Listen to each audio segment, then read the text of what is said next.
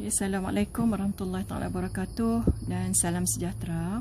Jadi hari ini cikgu buat ulang kaji sikit tajuk fungsi, kemudian fungsi kuadratik, fungsi kuadratik, dan kalau cukup masa cikgu sambung dengan pilih atur dan juga vektor. Okey, kita tengok berkaitan dengan fungsi. Bab yang pertama. Okey, jadi ini contoh soalan yang cikgu ambil daripada modul matematik tambahan, modul lulus matematik tambahan tahun 2020. Kamu sendiri pun boleh download soalan tersebut melalui Google Classroom yang cikgu bagi link dalam kelas yang sebelum. Okey, tengok soalan nombor 1.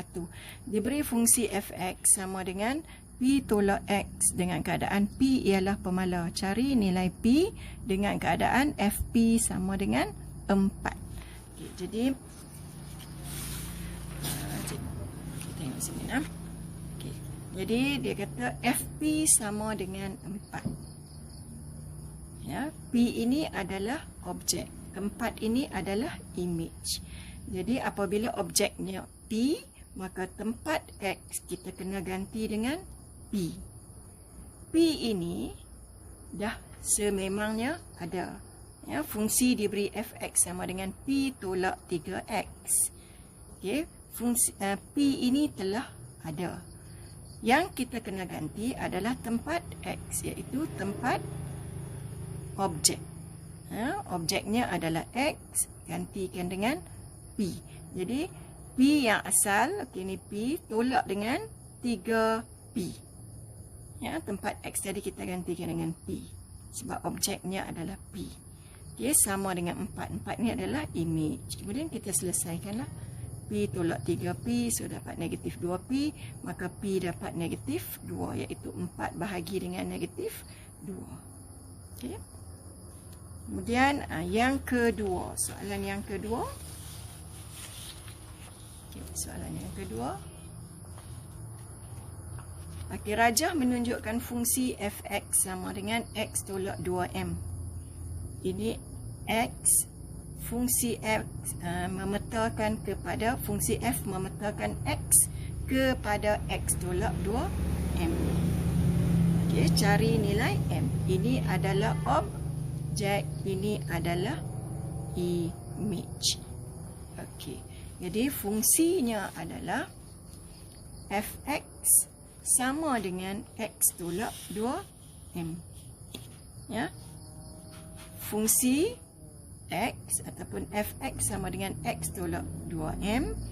Bila x ini nilainya 4, so kita gantikan f4. Image-nya adalah 8. Jadi f4 sama dengan 8. Maka tempat x tadi kita gantikan dengan 4. Jadi 4 tolak 2m sama dengan 8. Jadi 4 tolak 8 sama dengan 2m. Maka m kita dapat negatif 2. Okay. Ini adalah berkaitan dengan objek dan image. Diberi objek dan diberi image, dia nak nilai pemboleh ubah. Okay. Kemudian soalan nombor 3. Okay, soalan nombor 3. Diberi fx sama dengan 5x tambah 6 dan gx adalah 2x tolak 1. Cari gfx. Gfx adalah fungsi gubahan. Fungsi gubahan. Gfx. Jadi okay, kita tulis fx sama dengan 5x tambah 6, gx sama dengan 2x tolak 1. Gfx sama dengan, masukkan fungsi f di dalam g. Ini g, ini fx. Kemudian masukkan di dalam g.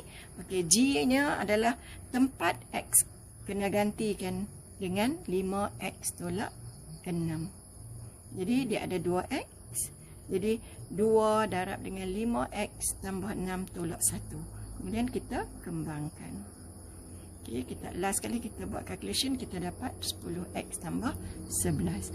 Okey, ataupun kalau kamu rasa kamu tak faham untuk directly, kita boleh buat macam ni.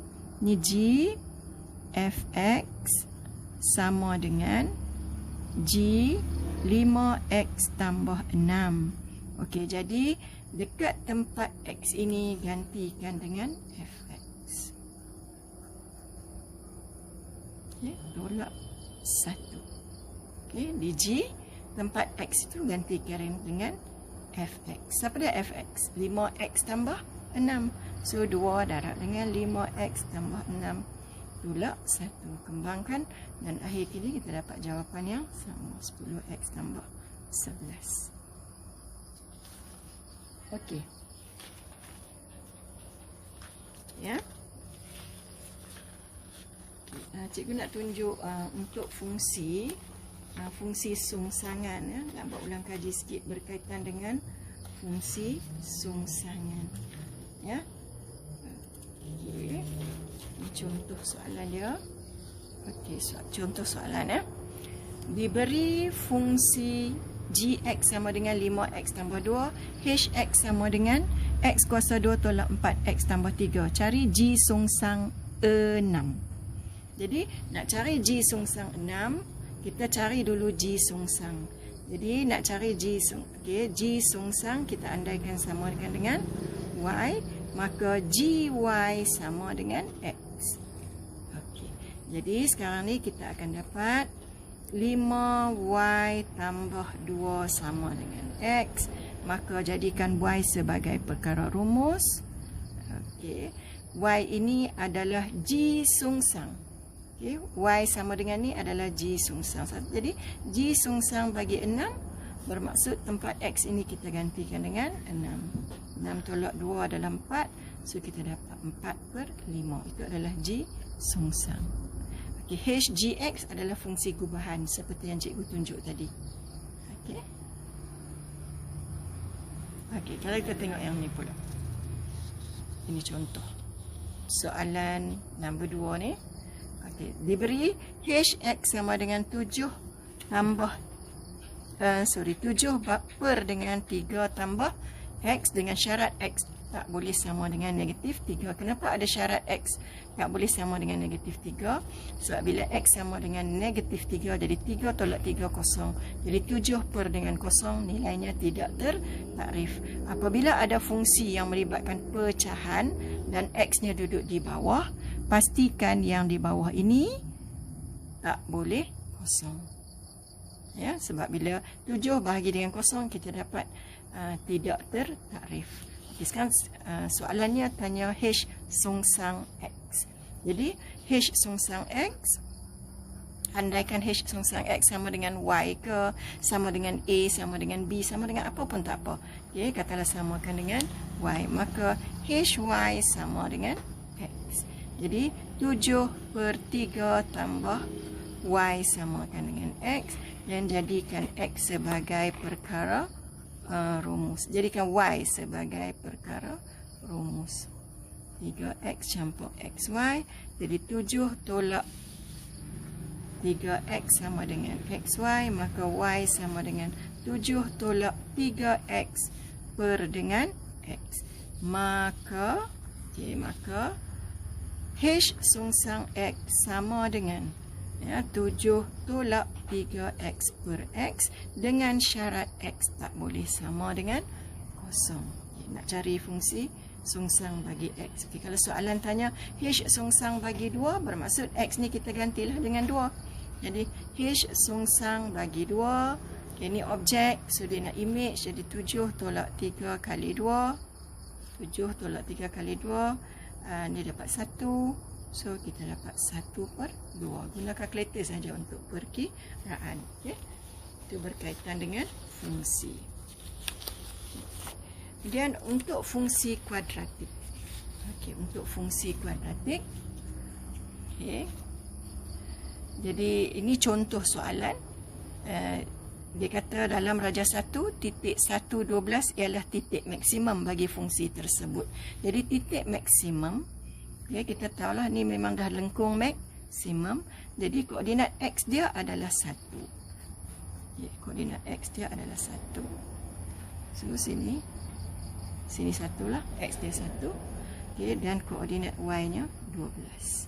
So kita dapat di sini titik maksimum adalah 1,12 ataupun koordinat maksimum adalah 1,12. Okay, cari nilai A, B dan C. Kita tengok fungsi ini. Y sama dengan A tambah A X tambah B kuasa 2 tambah C. C ini adalah koordinat Y. Jadi nilai C adalah 12. Okay, B adalah paksi C. B adalah koordinat X, iaitu 1. Dalam kes ini, B mesti negatif 1. Okay. Kemudian dia tanya nilai A. Nak dapatkan nilai A, kita kena gantikan. Okey, persamaan ini yang sebenarnya adalah Y sama dengan A kita tak tahu, X tolak 1 kuasa 2 tambah 12. Ya, daripada gambar rajah. Kita tukar ke bentuk ni. Okey. Jadi A X tolak 1 kuasa 2 tambah 12. Macam mana nak cari nilai A? Nak cari nilai A, kita boleh gantikan. Kita gunakan koordinat ini pun boleh. X kosong, Y 9. Ya, kita tengok di sini. Okey, X dia kosong, Y nya 9. So 9 di sini A, X nya adalah kosong tambah 12. Jadi kosong tolak 1 adalah negatif 1. Negatif 1 kuasa 2 kita dapat 1. Jadi 9 sama dengan A tambah 12. Maka A adalah 9 tolak 12. Maka A adalah negatif 3. Jadi A negatif sebab tu lengkung ini adalah lengkung maksimum. Sebab A-nya adalah negatif. Jadi kita tulislah jawapan bagi cantik-cantik. A negatif 3, B negatif 1, C sama dengan 12. Okey. Ini adalah fungsi kuadratik. Okey. Tengok soalan nombor 2. Soalan nombor 2, rajah menunjukkan graf kuadratik fx sama dengan 2 kurungan x tambah p kuasa 2 tambah 3. Okey, diberi 1H adalah titik minimum. Macam mana cikgu tahu kata titik minimum? Sebab lengkung dia lengkung minimum. Okey. Okey, kita gariskan.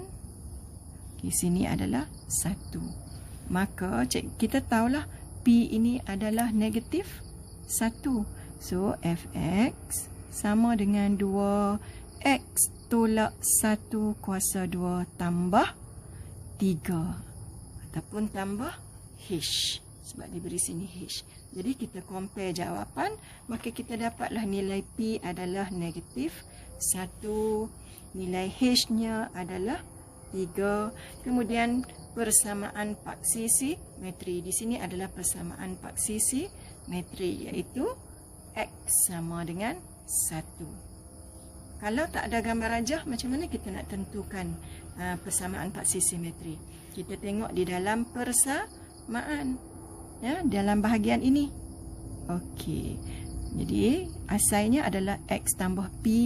Dia beri X tambah P kat dalam. So, X tambah P jadi sama dengan X tambah P sama dengan kosong, maka X sama dengan negatif P. Okay, jadi oleh kerana P adalah 1, maka X sama dengan negatif 1. Ya, kalau tak bagi gambar rajah, ya, kita boleh cari paksi simetri daripada persamaan yang diberi, daripada fungsi yang diberi. Okey. Okey, tengok soalan nombor 3. Cikgu buat banyak sikit yang berkaitan dengan fungsi kuadratiknya untuk peringat balik. Okay, rajah 5 menunjukkan satu graf fungsi y sama dengan 2 kurungan x tolak p kuasa 2 tambah 5. Ini adalah lengkung minimum. Okey, soalan nak nilai p. Okey, cuba tengok nilai p. Dia bagi tak titik minimum? Tak ada kan? Jadi kita kena cari. Okey, kita baca di sini. Di sini adalah bila x kosong, y 7. Di sini pula koordinatnya adalah bila x2, y7. Bermaksud ini adalah garis y sama dengan 7. Jadi kita boleh bina, kita boleh cari dia punya koordinat ataupun kita boleh cari persit atau paksi simetri. Macam mana kita nak cari paksi simetri? Kita tengok begini. Okey. Sini X-nya 0. Di sini koordinat X-nya 2. Okey. Oleh kerana Y-nya adalah sama ni kan. Y sama dengan 7. Okey. Y sama dengan 7. Okay, ini adalah selari dengan paksi X. Maka jarak kedua ni mesti sama. Jadi oleh kerana 0 sampai 2 bila bahagi 2 di sini adalah 1. Maka kita dapatlah nilai P ni adalah 1. Kemudian diberi di bawah ini adalah nilai minimanya 5. Maka okay, kita tahu bahawa koordinat di sini adalah X1, Y5. Soalan nak nilai P. Okay, nilai P. Okey. Kita dapat macam ni lah, persamaan dia 2y sama dengan 2 kurungan x tolak 1 kuasa 2 tambah 5. Okey, maka P-nya adalah 1. Kenapa bukan negatif 1? Sebab dalam persamaan ada x tolak P. Ya, jadi x tolak P sama dengan 0, maka x sama dengan P. Dan nilai paksi simetrik ni adalah 1. Maka nilai P-nya adalah 1. Persamaan paksi simetri, so X sama dengan 1. Koordinat titik minimum, X-nya 1, Y-nya 5. Cikgu ulang. Okay. Dalam kes ini dia tak bagi koordinat titik minima. Jadi kita tak tahu paksi simetri. Ya, kita tak tahu paksi simetri. Tapi dalam soalan ada hint ataupun ada maklumat yang diberi, iaitu 5. 5 ini adalah nilai minimum. Nilai minimum bermaksud dia mewakili koordinat Y. Jadi Y-nya adalah 5. Kemudian untuk nak cari paksi simetri, kita tengok jarak di antara dua titik pada Y sama dengan 7. Jaraknya adalah 2, iaitu koordinat X di sini 0, koordinat X sini 2. So 2 bahagi 2 kita dapat 1. Maka koordinat di sini adalah X1, Y5. Okey. Okey, seterusnya cikgu nak ke soalan ini, tajuk pilih atur. Okey, soalan ni dalam kertas